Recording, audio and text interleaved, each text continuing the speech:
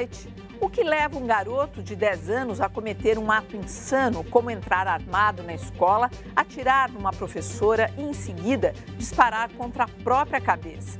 Essa tragédia aconteceu hoje numa escola municipal de São Caetano do Sul e nos choca ainda mais quando lembramos que a escola, até algum tempo, era sinônimo de lugar seguro e acolhedor.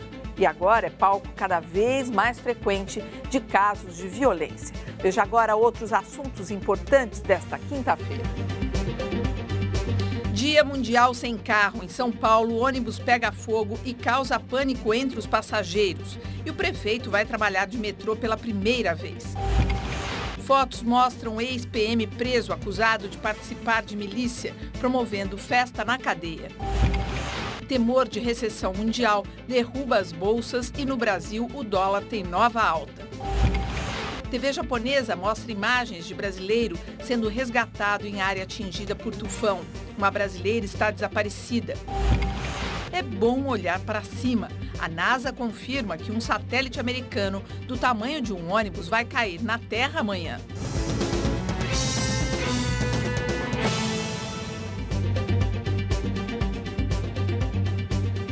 Participam da edição de hoje a professora de Direito Internacional da USP, Maristela Basso, e o professor de Filosofia também da USP, Vladimir Safatli. Lá na redação está a advogada especializada em Previdência, Vanessa Viduto. Ela vai responder às dúvidas do público sobre aposentadoria no quadro Pronto Atendimento. Mande sua pergunta pelos endereços do Jornal da Cultura na internet. O Supremo Tribunal Federal derrubou a revisão da aposentadoria por invalidez originada de auxílio-doença. A decisão cabe somente aos benefícios concedidos antes de uma lei de novembro de 1999. Os segurados queriam que o INSS acrescentasse no cálculo da aposentadoria também o período em que eles receberam auxílio-doença, o que daria um aumento de 16% nos benefícios. Quem tem ação já ganha na Justiça há mais de 2 anos, não será afetado pela decisão do STF. Um garoto de apenas 10 anos atirou contra a professora em plena sala de aula, depois saiu da classe e se matou com um disparo na cabeça. Essa história assustadora aconteceu em São Caetano do Sul, no ABC Paulista, uma cidade de 150 mil habitantes e que tem os melhores índices na avaliação do ensino no estado. Meio da tarde na Escola Municipal Alcina Dantas Feijão, em São Caetano do Sul, uma das referências do ensino público no estado. Logo após o intervalo, na classe da 4ª série, um aluno de 10 anos sacou um revólver de calibre 38 e atirou contra a professora. 25 estudantes estavam na sala de aula. Segundo testemunhas, o menino se retirou e em seguida disparou contra a cabeça. Os dois foram atendidos e levados para hospitais. A criança não resistiu e morreu 1 hora depois. Segundo a prefeitura, a professora Rosileide Queiroz, de 38 anos, foi atingida no quadril e sofreu fratura no joelho. Ela está internada e não corre risco. A arma pertence ao pai do garoto, que é guarda municipal e já prestou depoimento informal à polícia. Segundo a Secretaria de Segurança do município, o revólver não é de uso da corporação. O soldado, ele estava também no hospital onde o garoto estava sendo atendido. O comando da Guarda Municipal estava no hospital, conversou com ele. E detalhes eu não tenho, até porque o estado de comoção dele era muito grande e o próprio comando da Guarda Municipal não quis perguntar detalhes para ele. Ele estava também se a arma era dele ou não, a arma era dele. Isso ele já disse na hora, e esse documento de que a arma é dele já está, inclusive, na Polícia Civil. A família do menino frequenta a igreja deste pastor. Ele nunca notou um comportamento agressivo da criança. Ele nunca mostrou nenhuma espécie de rebeldia, nunca mostrou nenhum rancor, nunca mostrou nenhuma tristeza, nunca mostrou assim que era um menino bravo. Nossa, é muito chocante essa história. Olha, o ataque desse aluno, a professora em São Caetano do Sul, é apenas aí mais um na lista de violência no ambiente escolar. Reveja alguns casos. No dia 28 de setembro de 2010, Miguel Sestari Ritti, um menino de 9 anos, foi baleado e morto dentro da sala de aula em uma escola adventista de Embu, na Grande São Paulo. Há suspeita de que ele tenha sido atingido acidentalmente por um colega de classe que teria levado a arma para a escola. O caso até hoje não foi concluído. No dia 7 de abril deste ano, Wellington Menezes de Oliveira, ex-aluno de uma escola municipal do bairro do Realengo, na zona oeste do Rio de Janeiro, voltou ao antigo local de estudos fortemente armado. Entrou na escola e começou a atirar, matando 12 crianças e ferindo outras 15. Foi atingido e morto por um policial. No dia 15 de agosto, um rapaz invadiu o pátio da escola Rosalvo Lobo, em Maceió, Alagoas, fugindo aparentemente de uma briga. Armado, Rafael Lins Bulhões, que perseguia o jovem, também entrou na escola e começou a atirar. Uma aluna de 15 anos levou um tiro na perna e o assistente administrativo foi baleado na barriga e no braço e morreu. 11 dias depois, em Contagem, Minas Gerais, um adolescente de 15 anos com histórico de agressões e mau comportamento agrediu e ameaçou matar a diretora da escola municipal onde estuda, depois de ser repreendido. O ataque foi gravado por um colega de escola. E ontem, o Jornal da Cultura mostrou o caso da professora de uma escola pública de Mogi das Cruzes, na Grande São Paulo, que foi agredida por um aluno de 14 anos, depois de proibi-lo de usar o celular na sala de aula. Ela levou um chute do aluno, caiu, bateu a cabeça e precisou ser levada ao pronto-socorro. Olha, a gente mostrou aí só os casos mais vistosos, vamos dizer assim, que a imprensa deu, que a gente comentou aqui e tudo mais. A gente sabe que o ambiente escolar está cada dia mais hostil, mais violento. Existe uma informação que é do Diário do Grande ABC, que é ali da região onde aconteceu essa tragédia hoje. E a informação que traz ali era que o menino, esse menino que morreu, que se matou e atirou na professora, ele sofria bullying, porque ele era manco e os amigos gozavam muito dele. Agora, eu pergunto, o que é possível? Quer dizer, é fato que existe o bullying, é fato que a escola cada vez mais é cenário da violência, mas existe alguma coisa que a gente pode fazer para evitar esse tipo de violência? Quer dizer, dá para interditar em algum momento? Vladimir, qual que é a sua opinião? Olha, eu acho que a violência infantil, ela é um componente fundamental do comportamento da criança. Quer dizer, não há como você anular de uma maneira absoluta. A violência infantil. A violência infantil. No entanto, é claro que uma resposta dessa natureza é algo da ordem do inimaginável, né, como aconteceu agora. Me parece que talvez seja o caso de lembrar o seguinte, o Brasil é um dos países que tem a maior quantidade per capita de psicólogos do mundo. Né? Quer dizer, que as escolas públicas, assim como as particulares, né, não tenham, as particulares têm mais do que as públicas, mas que as escolas públicas não tenham um serviço de assistência psicológica presente na escola, que seja capaz de uma certa maneira, identificar situações de risco, certo? E com isso tentar desarmar, fazer algum tipo de mediação nesse sentido. Quer dizer, vamos imaginar que esse menino tivesse ali numa ebulição interna. Mas ele estava, né? Ele estava, ele saiu provavelmente pegando carona no... Com certeza.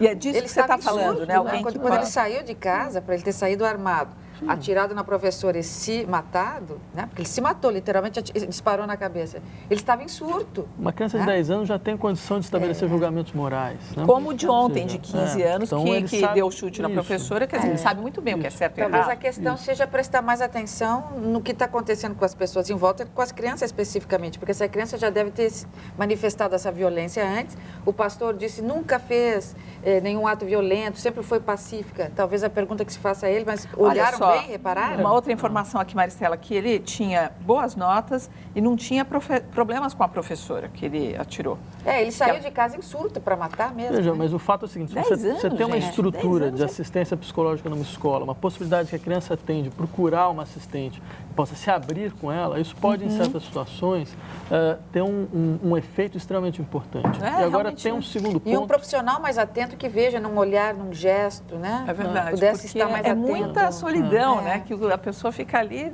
Imagina, o que a gente comentava, uma criança de 10 anos, ele está tentando não se machucar, ele tem medo de se machucar. Como dizia uma jornalista aqui da nossa equipe antes de começar o jornal, ela falou assim, mas não dá para entender, está todo mundo muito chocado pela pouca idade desse garoto. Agora, eu acho que também tem um segundo ponto, que talvez não seja o caso nesse caso, mas outros casos que você apresentou aqui, com certeza eles caem nesse tipo de situação, que existe uma política equivocada de inclusão na escola, que é mais ou menos o seguinte, achar que a escola ela deve incluir todo e qualquer aluno. certo? Ou seja, você elimina completamente a capacidade de disciplina dos professores, certo? Porque você faz com que todo e qualquer aluno nunca possa, por exemplo, ser suspenso, nunca possa ser afastado da escola, certo? E numa situação onde, em certos contextos, você tem que ter um tipo de serviço especial para certos alunos. Quer dizer, você inclusive, para todo o processo de aprendizagem de uma escola, de uma classe, por causa disso. Por exemplo, tem casos... que é o que a Maristela falou, alguém que está ali com um olhar mais atento e prestando atenção. Mas em casa você pode olhar um gesto, né? Uma expressão, uma tristeza, uma melancolia, uma pequena depressão. Os pais trabalham muito, não tem tempo. Então, é uma ótima ideia, né? Pensando nesse número tão grande de psicólogos, porque não adianta, isso não vai parar agora. As escolas continuam sendo cenário, palco onde acho que desemboca tudo lá, né? A escola vai ter que assumir, num futuro muito próximo, o papel que a família não tem mais, que é de observar, orientar e ensinar, inclusive, princípios éticos elementares. A escola vai ter que fazer isso. E acho que não é nem uma questão de facilidade de porte de arma, porque mesmo em países onde você tem uma dificuldade de ter porte de arma, por exemplo, na Alemanha, houve um caso brutal de assassinato da Alemanha, quer dizer, que é um país onde ninguém consegue ter arma. Né? Mas o menino esperto, assim que você disparou na cabeça, ele se enforca, né? Ele encontra... ele acha um jeito. Olha, agora a gente vai até a redação para falar com a advogada Vanessa, que é advogada especializada em Previdência. Saber dela, Vanessa, boa noite. Boa noite. O que a gente já tem por aí? Porque as pessoas já sabem que você vem aqui às quintas-feiras, já vão adiantando as perguntas. Vamos lá. O senhor Nilson Hermes Guimarães faz uma pergunta a respeito de aposentadoria especial. Ele quer saber se ele tem direito à aposentadoria especial porque, durante 28 anos, prestou serviço periculoso na mesma função.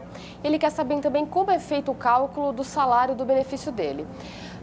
Quem trabalhou por mais de 25 anos consecutivos em atividade especial tem direito à aposentadoria especial. Então, o senhor tem, sim, direito a essa aposentadoria. Como é que o senhor precisa fazer para comprovar? Até abril de 1995, existia um enquadramento por categoria. Basta estar em determinada categoria, como, por exemplo, médico, metalúrgico, piloto de avião, para ter direito ao reconhecimento desse tempo. E depois de abril de 95, é necessário ter um laudo assinado por engenheiro de segurança do trabalho. Tem alguma outra pergunta ou a gente volta daqui a pouco? Temos uma outra aqui rapidinha também a respeito de aposentadoria especial. O senhor Gustavo Bianchi-Zepp, ele conta que trabalhou em condições normais e insalubres. E somando-se tudo, dá um tempo de 35 anos e 8 meses. Dúvida, para o cálculo da renda mensal, o período que laborou como insalubre irá sofrer com a expectativa de vida? Quando o trabalhador tem os dois tipos de atividade, comum e insalubre, o que acontece? O período insalubre, ele vale a mais. Ele vale 40% a mais para homem e 20% a mais para mulher. Mas a aposentadoria não é especial. É uma aposentadoria por tempo de contribuição, portanto, vai sofrer, sim, a incidência do fator previdenciário que leva em consideração expectativas de vida. Obrigada, Vanessa, e até já. 82% dos motoristas paulistanos deixariam o carro em casa se o transporte coletivo da cidade fosse melhor. O dado é de uma pesquisa feita pelo Ibope em parceria com o Instituto Nossa São Paulo. Hoje, no Dia Mundial Sem Carro, a nossa reportagem constatou o quanto é difícil abrir mão do automóvel numa cidade como São Paulo. Este coletivo teve um princípio de incêndio quando passava pelo viaduto Diário Popular na região central. Apavorados, alguns passageiros pularam do ônibus em movimento. O motorista perdeu o controle e acabou batendo contra a mureta do viaduto. 6 pessoas ficaram feridas. Às 9 horas, a CET registrou 76 quilômetros de lentidão na cidade, o que é considerado normal para o horário. Hoje, o paulistano teve à disposição mais linhas de ônibus. O horário de pico dos trens e do metrô foi ampliado e as composições passaram a trafegar no intervalo menor. A Companhia de Engenharia de Tráfego também testou 9 faixas reversíveis, destinadas aos carros que trafegam com mais de um passageiro. Hoje eu ainda prefiro o estresse do trânsito, da marginal, do que o disputado metro quadrado dentro do metrô. Quem vai de metrô aprova o transporte. O metrô é barato, mais rápido, economiza, né? Mas nem todos têm transporte de qualidade perto de casa. Tem pessoas que moram muito mais longe e não têm esse acesso de metrô e trem, né? Nem carro, nem transporte público. Que tal a bicicleta? Venho da Barra Funda até aqui todo dia, mais rápido que ônibus. Quanto tempo de bicicleta? 35 minutos. E de ônibus? Mais ou menos 45. O prefeito Gilberto Kassab foi hoje pela primeira vez de casa para o trabalho usando o transporte público. Da estação Faria Lima até aqui a prefeitura, a estação Engabaú, nós percorremos esse trecho em 12 minutos. Uma pesquisa do IBOP, do Instituto Nossa São Paulo, revelou que em 2007, 15% das pessoas que tinham carro afirmavam usá-lo quase todos os dias. Em 2011, o percentual aumentou para 23%. Mas 82% disseram que abandonariam o carro se houvesse transporte público de qualidade. Se não tivesse que enfrentar filas, enfim, ônibus lotado, eu com certeza iria preferir o transporte público. Realmente é quase uma piada, né, esse Dia Mundial Sem Carro. Eu, na verdade, sou a favor de uma lei que obriga o prefeito de São Paulo a usar o transporte público todos os dias, né? Porque, quer dizer, acho que só usou hoje, então talvez ele comece a descobrir, afinal de contas, que a situação calamitosa que está ao sistema de transporte de São Paulo, porque a questão é se perguntar como que a gente conseguiu chegar nesse ponto, né? Olha, voltando ao caso da escola aqui, Vladimir, o Cláudio III pergunta para você, vocês acreditam realmente que um psicólogo é capaz de ajudar alguém? Sim, com certeza. Não, claro, quer dizer, acho que também uma coisa é você dizer que a existência de um psicólogo na escola é garantia de que situações de alta violência não ocorrerão. Nada pode ser garantia. No entanto, o fato de você ter alguém, um profissional que foi formado exatamente para saber ter uma escuta mais adequada no que diz respeito ao sofrimento um olhar, psíquico, né? Certo? Isso com certeza é um elemento importante. Uma professora também muito atenta, uma professora muito experiente, muito sensível, também faz o mesmo papel, né? E o Emilson coloca aqui a demagogia dizer que a agressão à formação da criança é instalar detectores de metais nas escolas, ou seja, a realidade é outra, diz ele, que é preciso instalar o detector de metais, que é preciso, infelizmente, diz também Rubens aqui. O que vocês acham disso? Isso eu não entendi. Ele acha colocar que detector de metais, porque daí a pessoa entra com um revólver, fala, plim, plim, plim, aí vê que está com alguma coisa, com uma arma, por exemplo, é como passar num detector de metais no aeroporto. Olha, eu acho assim, demagógico é um pouco isso, porque se você quiser entrar com uma arma numa escola, não vai ser porque tem um pórtico na entrada da escola que começa a fazer plim-plim, que você não vai conseguir entrar com a arma. Talvez se possa usar esse recurso financeiro em livros, equipamentos, computadores para os alunos, né? Acho que seria mais útil. A tendência é ser fantástica, você vai transformar as escolas públicas em bunkers, né? Quer dizer, então você vai fechar tudo, vai ficar a polícia em tudo quanto é lado, quer dizer... Bom, segundo o Ministério da Saúde, o número de homens mortos em acidentes é 4 vezes maior do que o de mulheres. Paz no Trânsito, uma campanha do Jornal da Cultura por um trânsito melhor.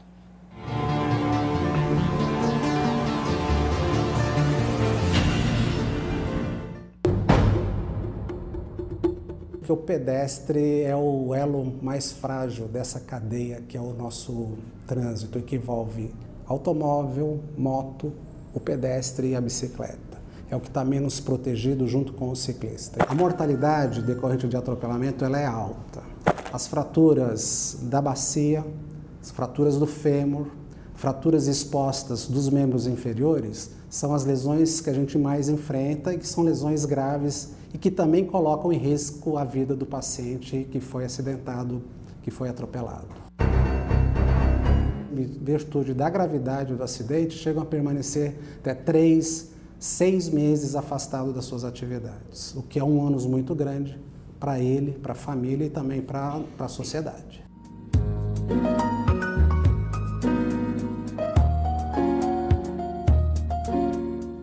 A seguir, diplomatas americanos abandonam sessão da ONU durante discurso do presidente do Irã. E mais, presidente Dilma defende a participação do Brasil na busca de soluções para a crise mundial. Abdulaziz Al-Nasser